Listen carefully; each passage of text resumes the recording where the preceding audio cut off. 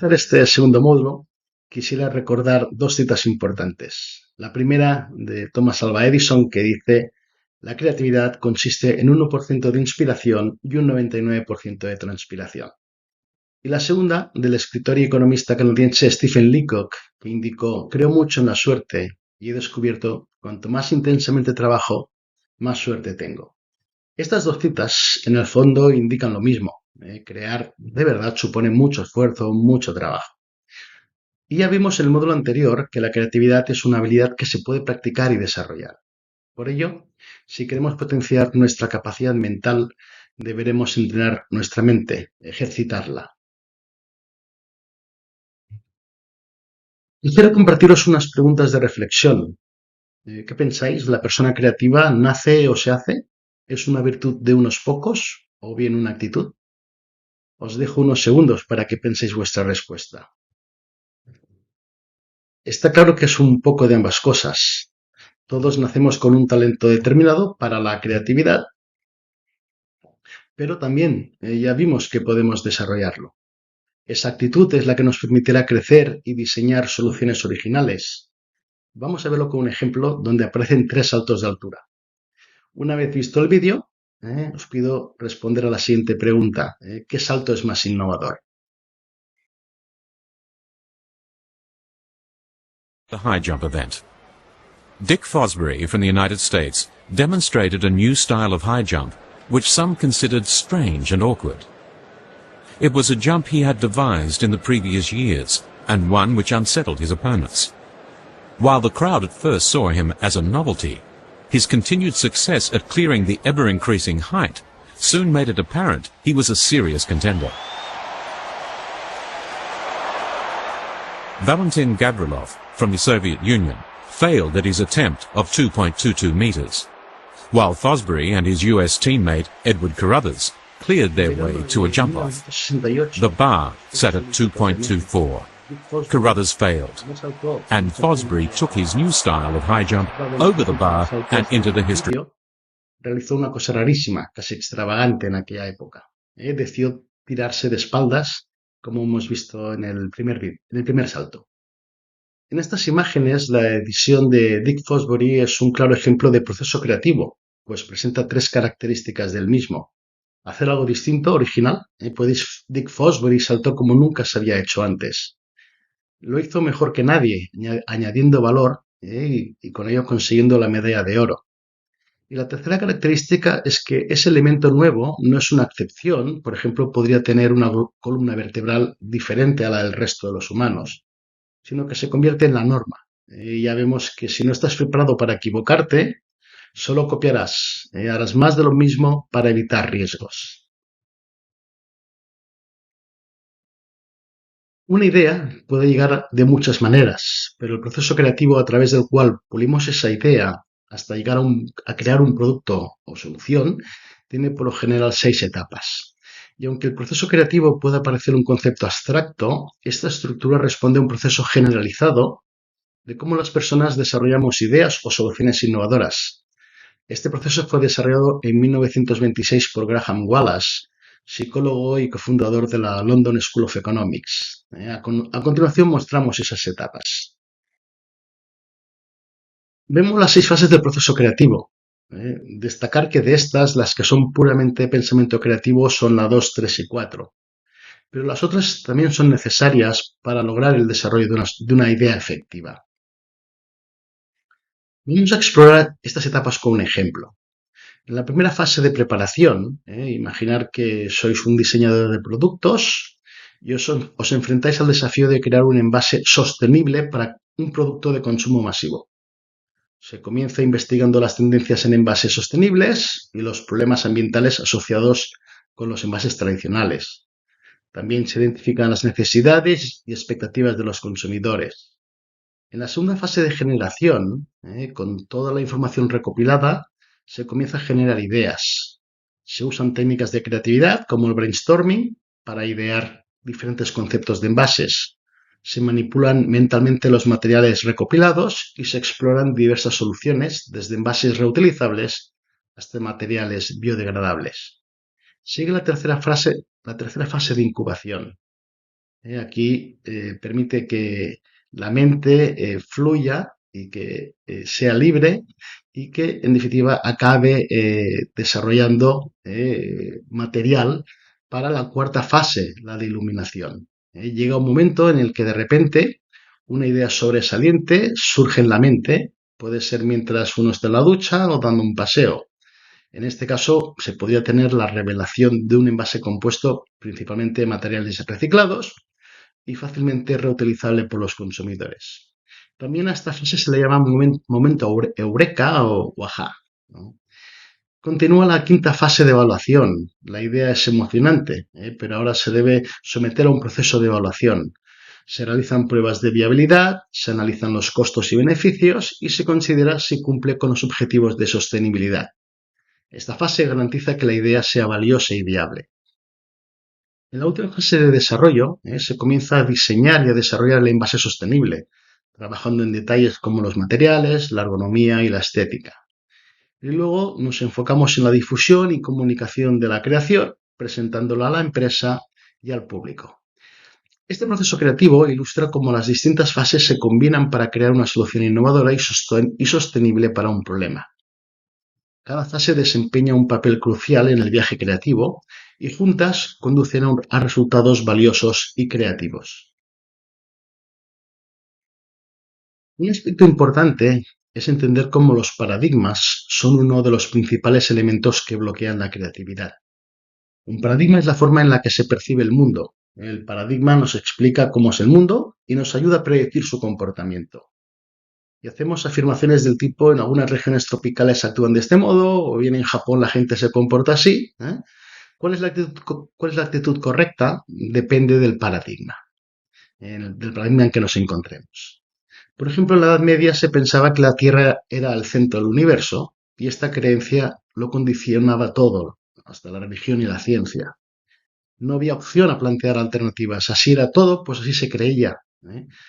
Entonces cuenta tanto lo que sucede en la realidad como lo que interpretamos y reaccionamos ante ello. Hoy vivimos continuos cambios paradigmáticos en la educación, en la economía, en los negocios, en las empresas, etc. Es decir, un permanente cambio de las reglas. Los que se anticipan a los cambios son los innovadores, que son aquellos que empiezan a cuestionarlo todo, cuestionando los paradigmas. Los bloqueos creativos son obstáculos comunes que todos enfrentamos en nuestro viaje creativo. Superarlos es esencial para mantener una mentalidad creativa en su punto máximo. Y vamos a ver algunas estrategias clave. Puede ser preciso un cambio de perspectiva. A veces cambiar el punto de vista o enfoque sobre un problema puede liberar la creatividad. Si nos encontramos atascados, intentar ver el problema desde una perspectiva completamente diferente. También importante el descanso y la desconexión. La creatividad a menudo florece después de un descanso. Salir a dar un paseo, meditar o simplemente desconectarse. La mente necesita tiempo para recargarse. De igual modo, hay que establecer actividades o rituales que despierten nuestra creatividad. Puede ser escuchar música, visitar lugares inspiradores o trabajar en un espacio específico. Igualmente, importante es hablar con otros y buscar opiniones que pueden proporcionar nuevas perspectivas y desbloquear ideas creativas. Entonces, no hay que temer a cometer errores o a fracasar. Los errores pueden ser oportunidades de aprendizaje y pueden llevar a soluciones inesperadas. Hay que utilizar técnicas de estimulación creativa como el brainstorming, los mapas mentales o la asociación libre para desbloquear nuestra mente. Por último, la creatividad a veces requiere persistencia. No hay que rendirse cuando nos enfrentamos a un bloqueo creativo. Hay que continuar explorando y probando nuevas ideas. Estas estrategias ayudarán a superar los obstáculos y a mantener nuestra mente abierta a nuevas ideas y posibilidades. Un concepto clave cuando hablamos de creatividad es la sinéctica. Veremos lo importante que es que tengamos una elevada capacidad de conectar conceptos para generar resultados nuevos. Vamos a verlo a continuación. Como decíamos, parte del resultado creativo será fruto de la conexión o asociación de elementos bien distintos que llamaremos elementos dispares.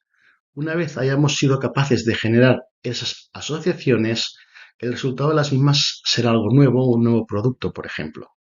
Pero para ello deberemos ser muy atrevidos mentalmente y no dejarnos llevar por los bloqueos. Como ejemplo, podemos ver la combinación de dos elementos dispares, como fue el troquel de acuñar monedas y la prensa de vino, dos artilugios que no tienen ninguna relación, pero su combinación cambió el mundo, como fue la invención de la imprenta por parte de Gutenberg. En este ejemplo vemos cómo la combinación de dos elementos dispares permite obtener un producto nuevo. Un cortacésped y un tractor, y al final la combinación de ambos obtenemos un producto distinto. Por lo tanto, debemos tener presente esta capacidad de combinación. Os dejo un par de ejemplos. En relación al primero, podemos ver que el primer Chupa Chups, o Kojak, fue simplemente el resultado de la combinación de un caramelo y un palo. Y en relación al segundo, vemos que el primer cigarrillo fue resultado de la combinación de tabaco y papel, al que más adelante se le añadió un filtro. Os dejo un ejercicio para que practiquéis. ¿Qué obtendríamos de la combinación de una bombilla y una cinta de scotch? Pensar en cuántas cosas os ocurren. Por último, vemos un ejemplo claro de sinéctica, como la combinación de chocolate y un juguete dio pie a un producto de éxito mundial, como fue en su momento el Kinder Sorpresa.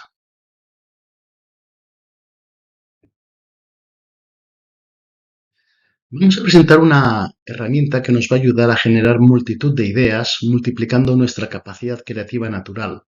Es la herramienta Scamper. Su nombre es el acrónimo de los nombres en inglés de las 7 herramientas que lo componen. Vamos a conocerla con más detalle. El método Scamper, de obra de Bob Everle, del año 1977, es una técnica creativa de lluvia de ideas que ayuda a explorar la creatividad desde 7 ángulos distintos. Lo que busca es que un equipo o persona sea capaz de enfrentarse a una situación o un problema de una forma innovadora, original y completamente diferente. Scamper puede ayudar a los equipos a generar multitud de ideas para nuevas herramientas, procesos y servicios.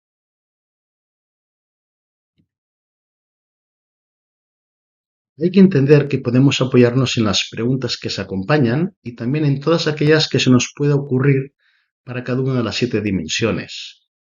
A fin de ver la aplicación del Scamper, suponer que sois fabricantes de zapatos y precisáis de un nuevo diseño de zapato para impactar en el mercado e incrementar las ventas.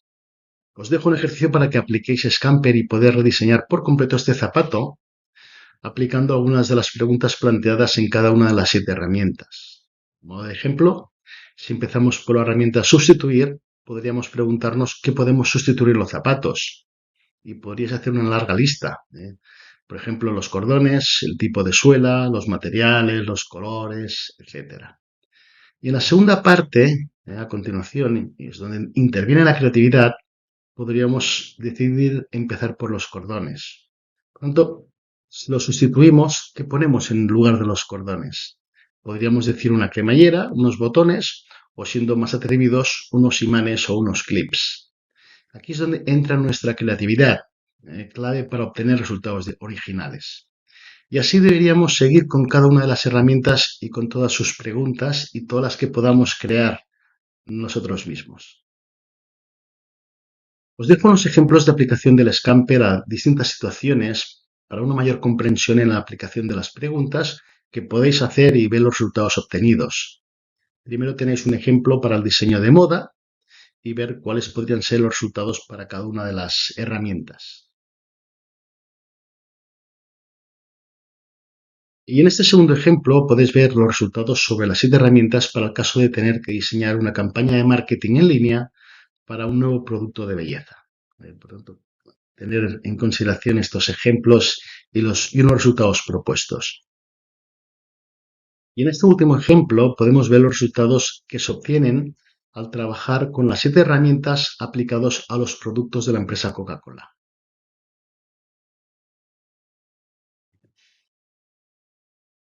Y llegamos al final de este segundo módulo sobre el pensamiento creativo y el proceso creativo. Recordar que la creatividad es una habilidad que se puede cultivar y perfeccionar con la práctica. Así que seguir explorando, experimentando y pensando de manera creativa. En el próximo módulo nos adentraremos en las técnicas creativas, donde veremos un conjunto de herramientas adicionales para impulsar la creatividad y aplicarla de manera efectiva en situaciones del mundo real. Esperamos verte ahí.